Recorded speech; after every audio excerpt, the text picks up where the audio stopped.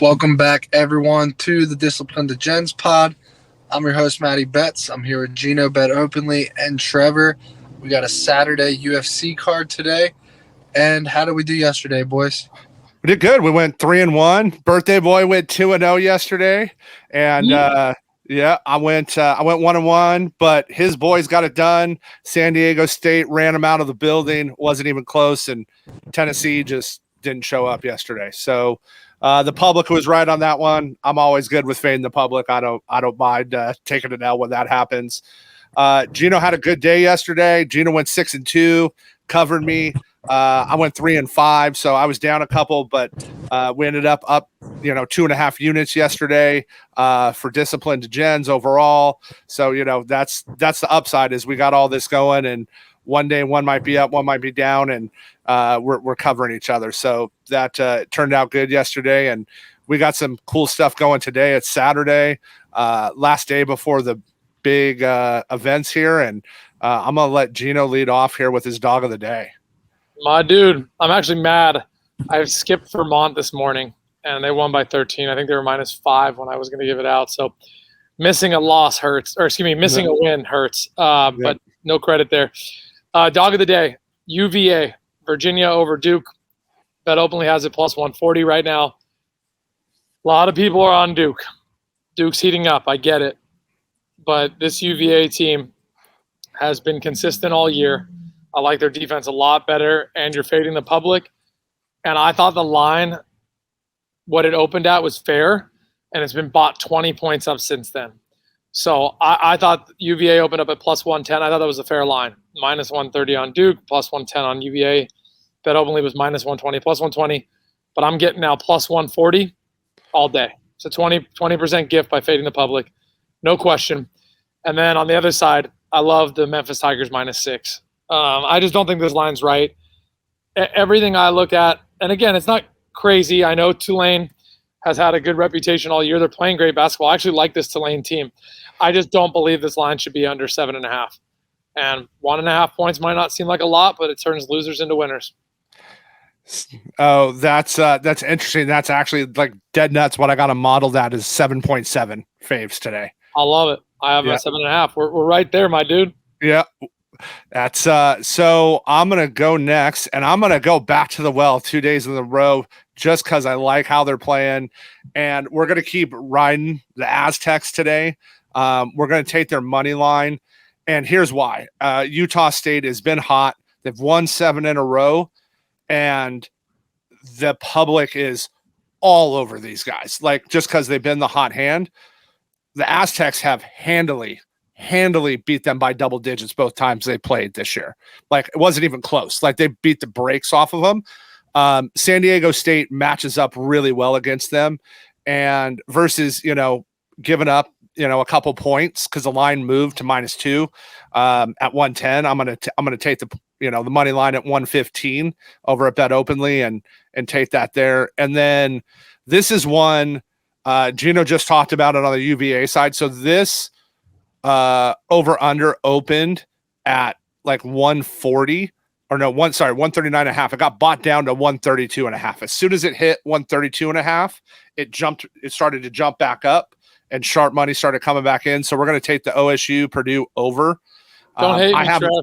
What's that? The game's 31-27 right now. Oh man, did that game already start? Yeah. All right. The good news is your over's looking decent. There's 58 points, and there's 5 minutes left in the first half. So I didn't catch that time. Well, because I was trying to avoid my good pick, like a really good pick here, but I guess I'm gonna have to give it out now since we're on here. So the other one I really like today is I like Grambling State over Texas Southern, -3.5. They're +120 or +100 over at Bet Openly. I really like that line. Texas Southern's 10-19 against the spread this year. They played a ton of games. Grambling's just a better team. Their PNR is a lot better. So that was the game I was going to save there, but I didn't catch that this OSU Purdue game was starting early. I'm not looking at the times.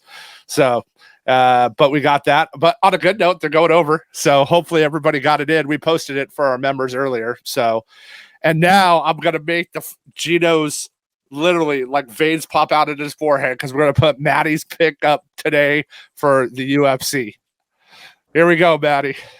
Yes, sir. Oh, you gave me those dog shit odds, bro. I got 80-1 and 85-1 on my card. But we're going with Merab to get a round 4 or 5 KO, TKO, or DQ. And that last one is important. DQ. We've seen Peter Yan get frustrated. We've seen him do illegal knees, illegal bullshit in the cage.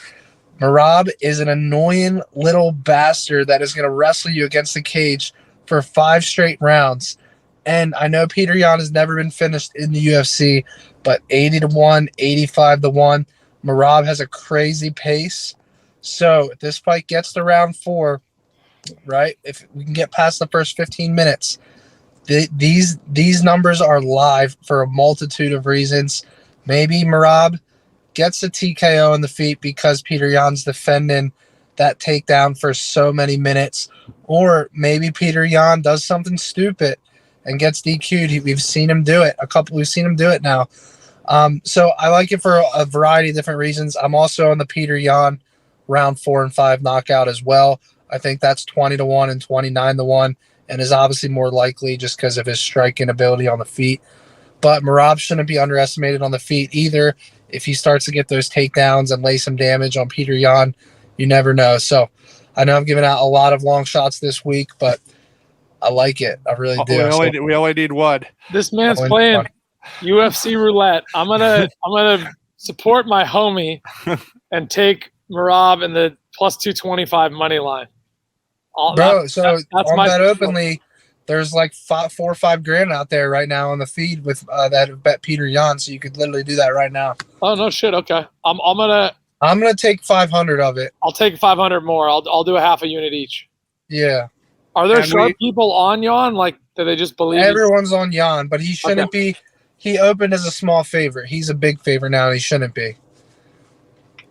So that's the other side of that too. Is I'm riding with Maddie here, and I'm in my single entry MMA lineups today.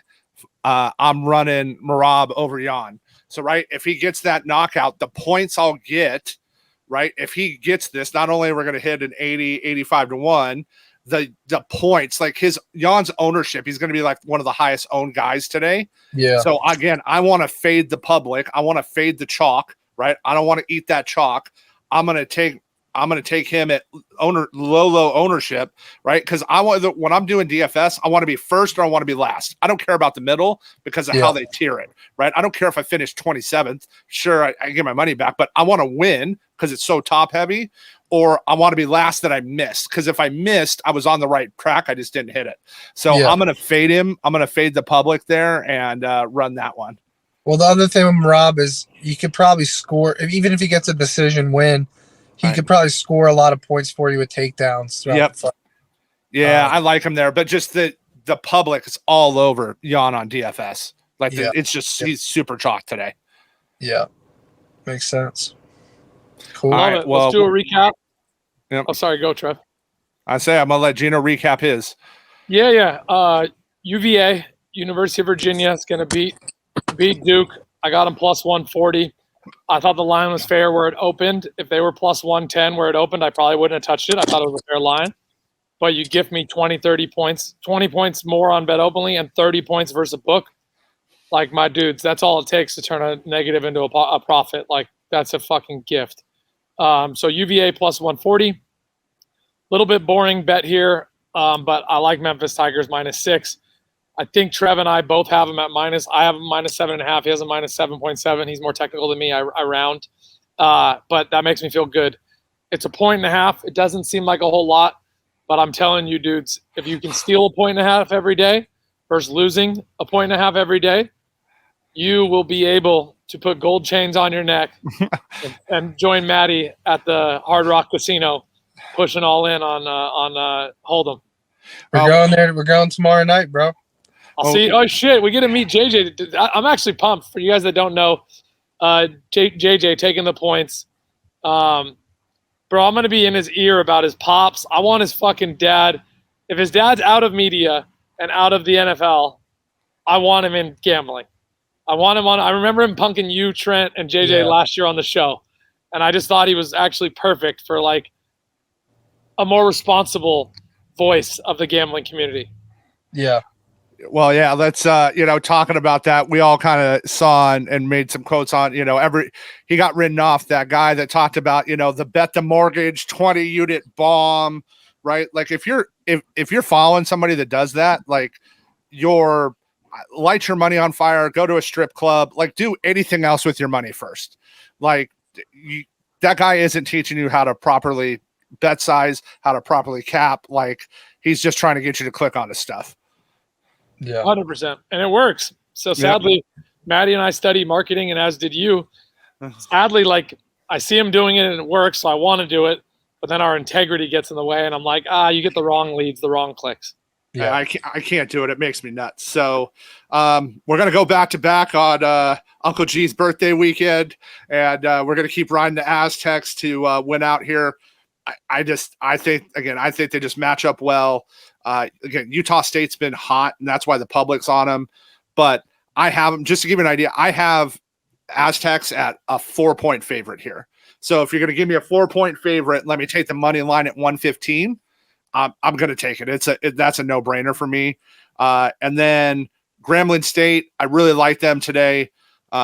Just Texas Southern doesn't match up well with them. We talked about the points. I got them as a 6-point favorite. We're getting it at 3.5 plus 100, right? So that's minus 110 at every other book. So not only are we not paying the juice, we're getting it for plus money at Bet Openly. That's a no-brainer for me. And then we're going to let Maddie, the log odds shark, finish out here. Merab round 4 or round 5. Yeah. By KO, TKO, or DQ. If you're $100 better, don't bet more than 10 or $20 on those. Can I ask a rookie question real quick, Maddie? Yeah. Is there a way a fight can end in round 4 or 5 other than that? I know 5, it could be a decision after 5. Like Submission. Got it. Okay. So you have every way except submission. Yeah. A knockout, a doctor stoppage, a ref, or a DQ if someone does something illegal. And I knew that. That's my brain part. Okay. So anything except the submission. Yeah. Got it. Understood. And that would be if he gets a submission, we're gonna clip this, and I'm gonna be like, "Fuck! Why did Gino do this shit to me?" I'm over here like, "Where's my $100? Where the fuck does it go?" Yeah. Howdy said submission. I put the wrong ticket in, and it smacks. Yeah. I love it, my dudes. We smacked yesterday 3-1. Let's smack today. Maddie's coming through with the roulette. If Maddie hits, Trevor and my plays don't matter. If Maddie doesn't hit, we'll pick his ass up. Yeah. Sure. Thanks, awesome. Boys. All right. Let's have a good day. Later, homies. Later.